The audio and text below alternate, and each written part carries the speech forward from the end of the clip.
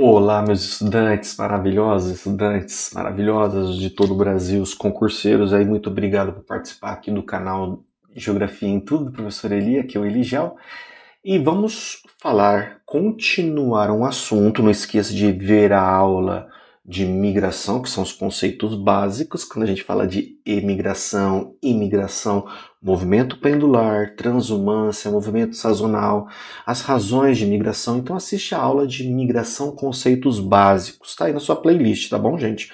Muito obrigado por participar aí.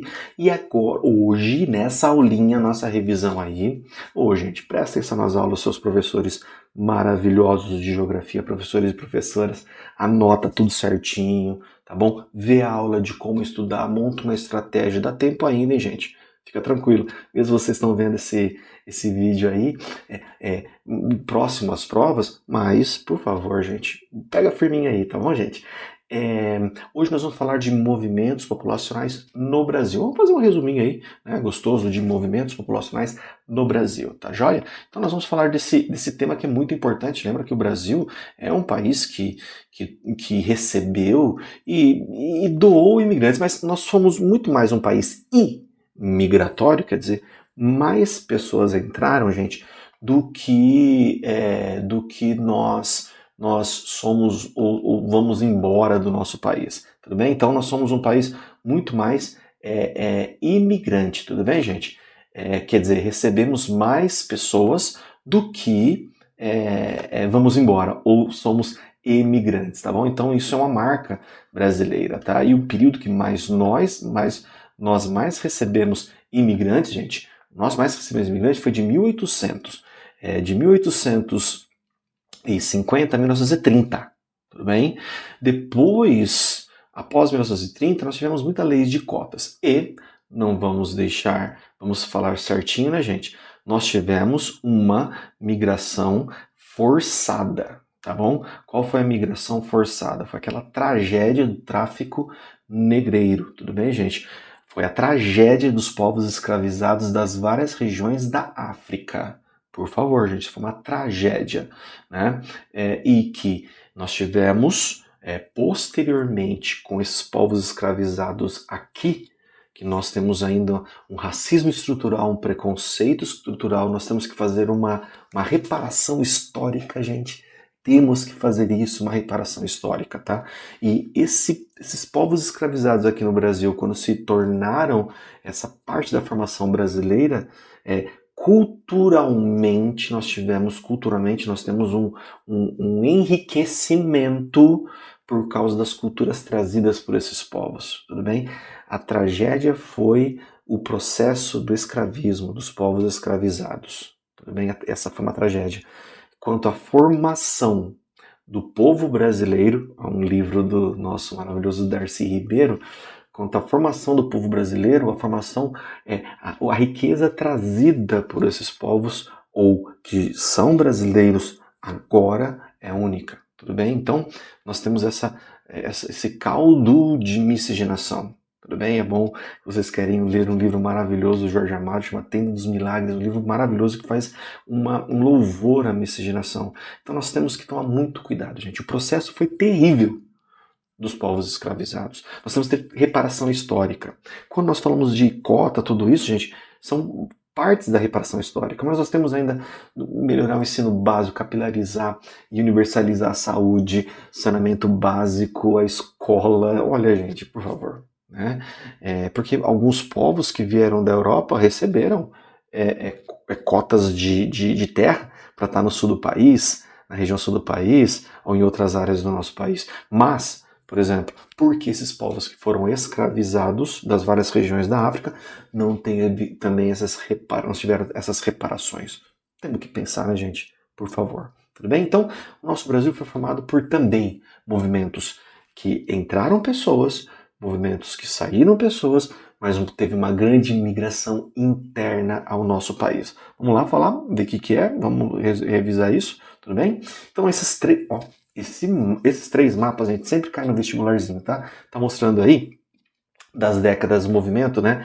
Movimento, área de repulsão e área de atração. Área de repulsão e atração. Década de 50 e 60, década de 60 e 70, década de 70 e 80. Esses mapas são muito tradicionais, gente. Faz tempo que eu tô nessa lida de vestibular aí, são muito tradicionais. Dá uma olhada. Aqui tem uma região marcante de repulsão, gente. Região Nordeste. Dá uma olhada que todas as setinhas aí saem da região Nordeste, vão para a região Sudeste ou Centro-Oeste ou para a região Norte. Então, esse mapinha aí, esses 3 mapinhas aí que mostram essa situação de circulação de fluxos migratórios no Brasil, são muito importantes para a gente ter uma ideia, tá bom? Então não esqueça desse mapa, depois nós vamos falar um pouquinho de cada um deles, tá bom? Obrigação do Brasil hoje, migração, tá bom? Então, nós vamos dar os aspectos gerais. Atualmente o Brasil vive um período de relativa estabilidade migratória, tá bom? O país passou de território de grandes movimentos migratórios para um padrão mais maduro e equilibrado.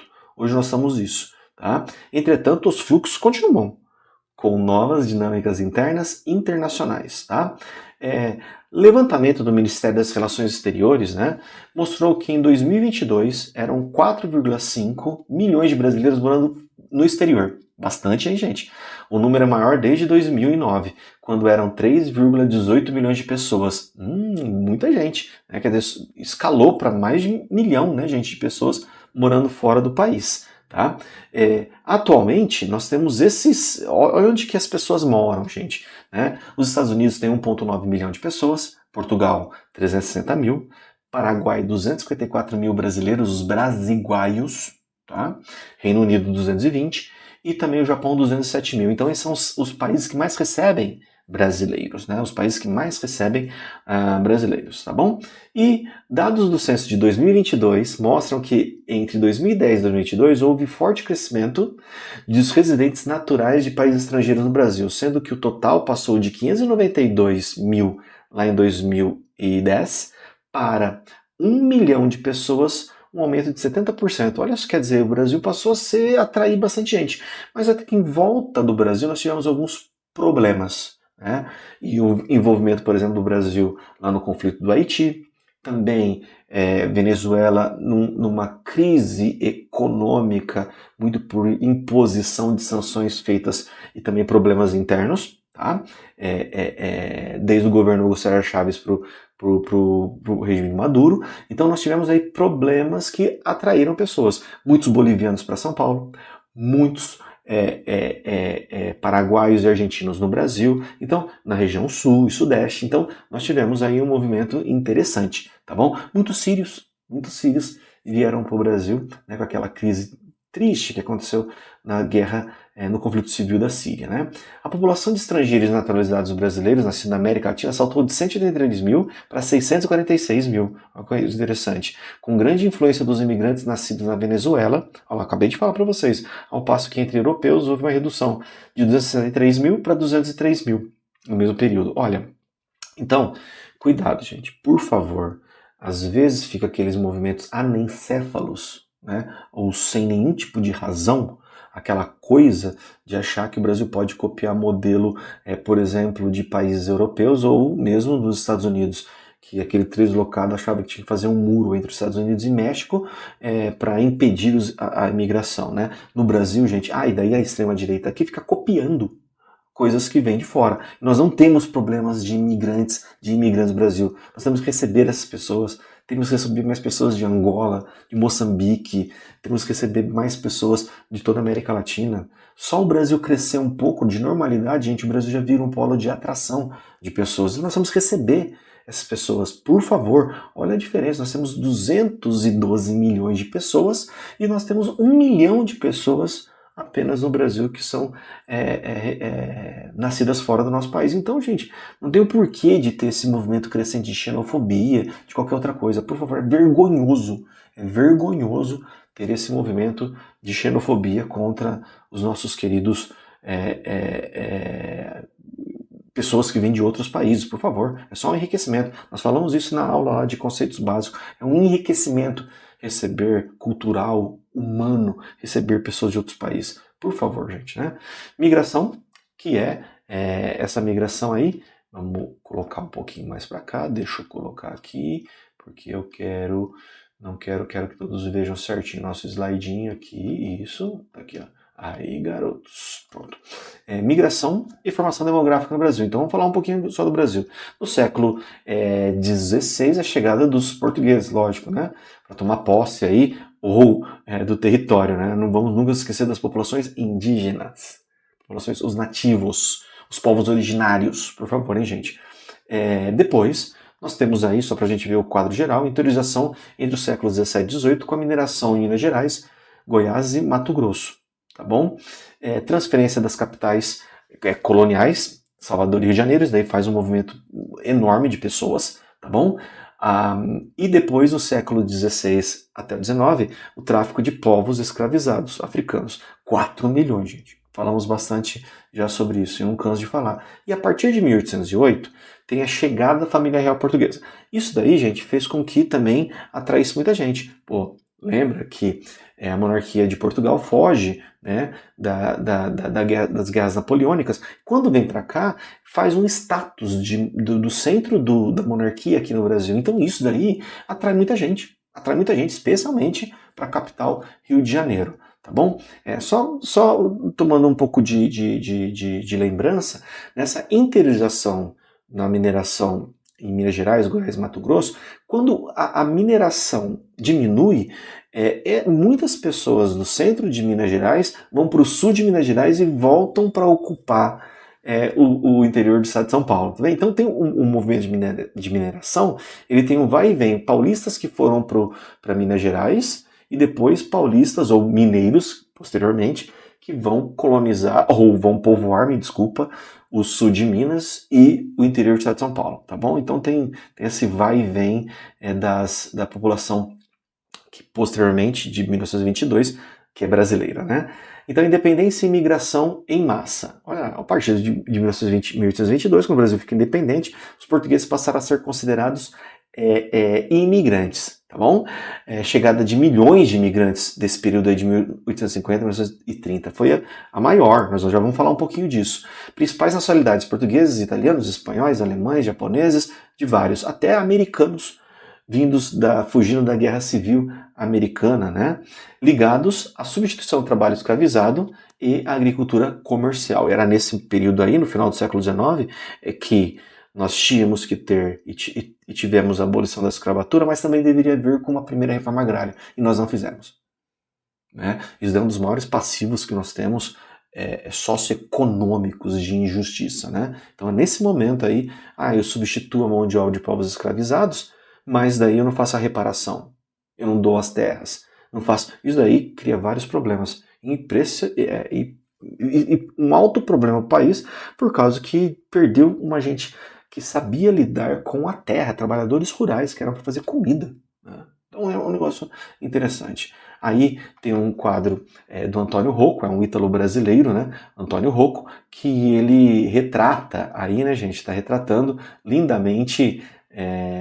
Isso é uma obra de arte, tá? Obra de arte linda, mas uma situação muito triste, que são os emigrantes. Emigrantes, eles italianos, para a Itália, imigrantes, e para o Brasil, imigrantes, tá bom? Então uma obra de arte também ela vem para, né, para materializar um momento. Então essa daí do Antônio Rocco. Tudo bem? Imigração internacional aí, vamos mostrar o maior período nosso, fazendo favor, olhando só o nosso período, o maior período nosso, de 1850 a 1930, cerca de 4,5 milhões de imigrantes chegaram ao Brasil. Esse fluxo substituiu gradualmente a mão de obra escravizada após a Lei Eusébio de Queiroz, que proibiu o tráfico transatlântico. Tá bom? A imigração foi incentivada pelo governo e por fazendeiros, principalmente devido à expansão da cafeicultura no Sudeste. Não esquece disso, hein, gente? Então foi bancada pelo Estado. Tudo bem? Bancada pelo Estado. Principais nacionalidades: italianos, 1,5 milhão, portuguesa, 1,2 milhão, espanhóis, 500 mil, alemães, 200 mil, japoneses, 190 mil, até 1930, né? Coisa interessante. E sírios libaneses, russos e poloneses, austríacos, nós falamos americanos também. Então, de vários países, nós tivemos essa atração. Só não vamos esquecer que o Brasil recebeu 4,5 milhões de imigrantes, mas os Estados Unidos receberam 45.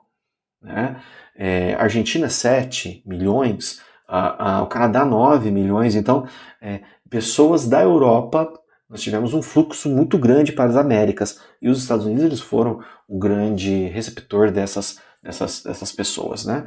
Desses imigrantes. Mas o Brasil, veja o impacto que teve no Brasil dessa população, tudo bem? Então, por o Sudeste ter a cafeicultura, especialmente o estado de São Paulo, o estado de São Paulo recebe muitos desses migrantes, mas o Sul recebe principalmente Santa Catarina e Rio Grande do Sul recebe muitos com povoamento, com sistema de cotas para terras, tudo bem? Não esqueça disso. Lembra que tinha que ter o povoamento do sul do país para ocupar, né? Porque nós tivemos um grande problema que foi a guerra do Paraguai, e nós tínhamos que ocupar aquele território. E uma marca das mais tristes possíveis, nós tivemos também de uma das motivações para aquelas teorias tenebrosas de eugenia, de branqueamento, né? Que um país de mestiços, a mestiçagem que é a coisa mais linda do Brasil, só lê o nosso povo brasileiro, livro do povo brasileiro do Darcy Ribeiro, Lenda do Tenda dos Milagres do Jorge Amado, e aí por diante, gente. Por favor, né? Viva o povo brasileiro do Baldo, né? Então, por favor, gente.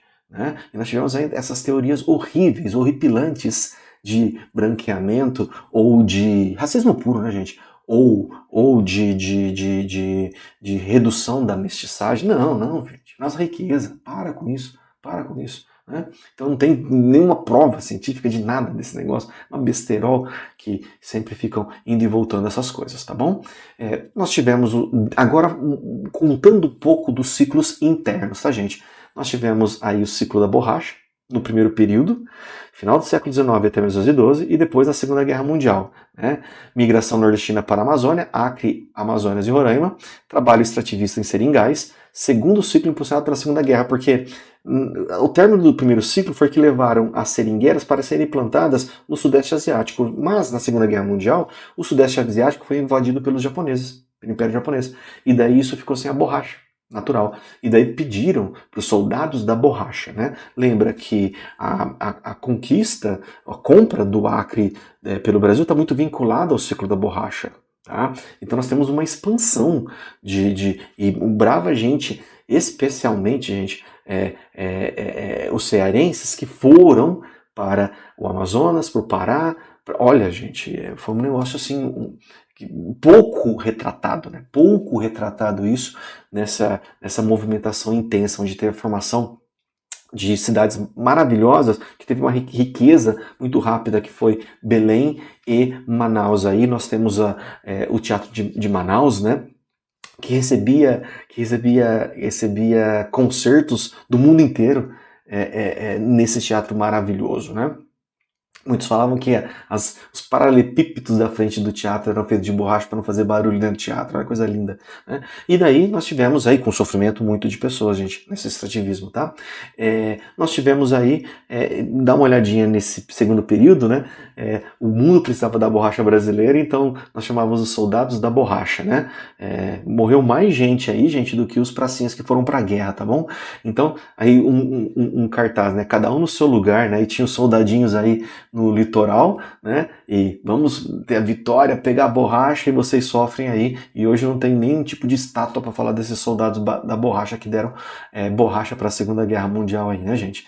E nós tivemos o grande fluxo interno nosso, foi os nordestinos vindo para São Paulo ou para os estados do Sudeste para fazer a industrialização. E conjuntamente com o êxodo rural. Você tem urbanização, você tem industrialização, também próximas às áreas que são industrializadas, tem o êxodo rural e também, pessoas que estão saindo especialmente da área de repulsão do Nordeste, vindo para São Paulo. Sudeste urbano e industrial atrai imigrantes, né, do interior e do Nordeste, formação de favelas e periferias urbanas, superdeslocamento sem estrutura e justiça social, fortes migrações para São Paulo, Rio de Janeiro e Minas Gerais. A organização incentivou o êxodo rural, acabamos de falar, né? E aí está um quadro, de 1933, mas mostra a força já dessa. A Tarsila do Amaral capta essa primeira força da urbanização com a industrialização.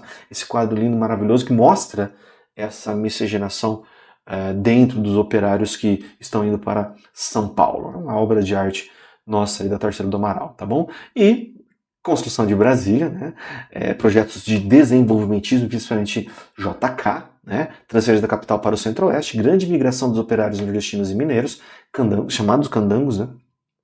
Cidades satélites, Taguatinga, Ceilândia, Gama, Sobradinho, Planaltina, Braslândia, Cruzeiro, Candangolândia, aí, Terra dos Candangos, Águas Claras, né, Guará. Então são cidades satélites. Quer dizer, o plano piloto foi feito, mas não deram. Vai embora agora os trabalhadores. Não, gente. Daí nós tivemos que ter as cidades satélites. Geralmente as cidades satélites são mais vivas, culturalmente falando, do que a própria Brasília, né, gente? Expansão e ocupação do Planalto Central. Brasília integrou a região centro-oeste ao Brasil. Por quê? Eu coloco a capital, daí eu construo rodovias para chegar de vários lugares do Brasil, rodovias para chegar na capital. Isso fez com que o centro-oeste ficasse agora integrado ao resto do Brasil. Isso foi um impulso, gente, para as novas fronteiras agrícolas. Né? Quando o Brasil revoluciona a agropecuária para o plantio e a ocupação do cerrado. Né? Solos que não eram tão férteis, mas que se tornaram férteis por causa, gente, de um projeto de Estado, tá bom? De Estado. Aí está a construção de Brasília, né? Plano piloto de um lado, Oscar Niemeyer e assim por diante. Gente, vamos... Ou atualmente seria muito difícil construir uma Brasília por questão ambiental, por questão trabalhista, por questão orçamentária. Né? A ideia do Juscelino Kubitschek de fazer isso, né? Que era um plano desde o Império, para ele colocar a capital no meio do país, né, gente? É uma coisa interessante. Né? Então, esse projeto Brasília, ele fez uma mudança geográfica no país, assim, que em poucos países ocorreu essa mudança geográfica de integrar o interiorzão, um sertãozão, um cerradão, um cerrado, né, no Brasil inteiro de modo econômico, social e político, né, gente? E político. E pouca gente fala, mas teve um movimento enorme no norte do Paraná, gente.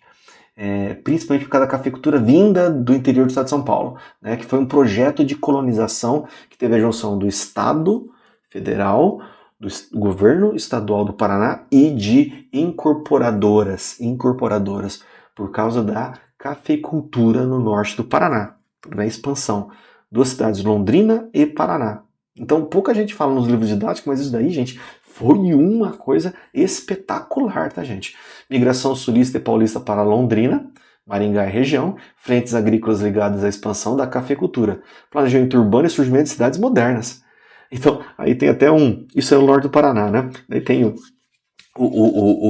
todas as áreas do norte do Paraná, né, que foram sendo, especialmente ao redor de Londrina e Maringá, nós tivemos essa ocupação por efeito de companhias de colonização. Um empreendimento capitalista pesado junto com dinheiro federal e dinheiro estadual. Olha os cartazes que tinham: um sonho que poderá viver no norte do Paraná. Então, os jornais no estado de São Paulo, mesmo dentro do Paraná, no sul do país, faziam essas chamadas, né, da Companhia de Terras do Norte do Paraná para atrair essas pessoas para receber um lote, pagar por eles, lógico, para plantar café. Mas depois lembra que o Paraná se torna, a partir dos anos 60, o maior produtor de café do Brasil e do mundo, mas veio a geada em 1975 e acabou com tudo. Mas a resiliência do norte do Paraná com outras culturas foi muito importante, tá bom? E os projetos desenvolvimentistas, seja eles do JK, que nós falamos aí com as superintendências desde o início do JK e também com o governo militar. Criação da Sudã, incentivos à ocupação da Amazônia, migração para Rondônia, Pará, com muito garimpo, projetos de mineração, um deles, por exemplo, o Carajás, né? Grandes obras transamazônicas, hidrelétricas, por exemplo, a hidrelétrica Tucuruí, frentes pioneiras no centro-oeste e Amazônia Legal. Aí uma foto icônica aí, né? Os tratores rasgando a floresta para construir a Transamazônica, né? E daí nós tivemos as novas e novíssimas fronteiras agrícolas.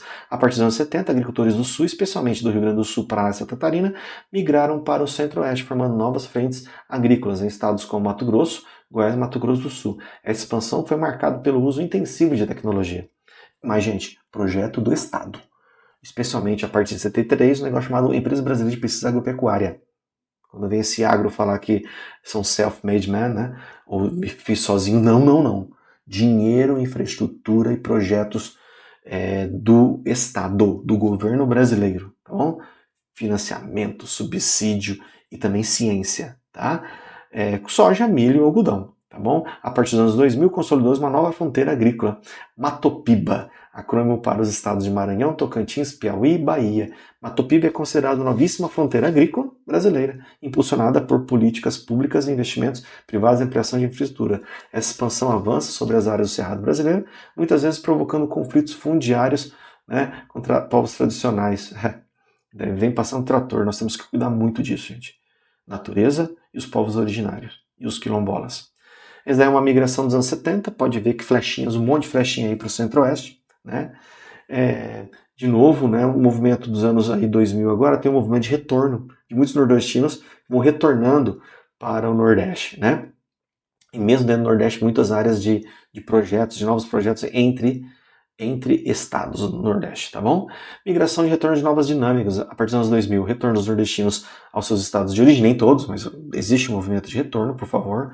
Melhora as condições de vida no Nordeste, é uma das áreas mais, tem que ser uma das áreas que tem que crescer mais para uma reparação de tanto que o Brasil aproveitou da mão de obra nordestina, né, gente?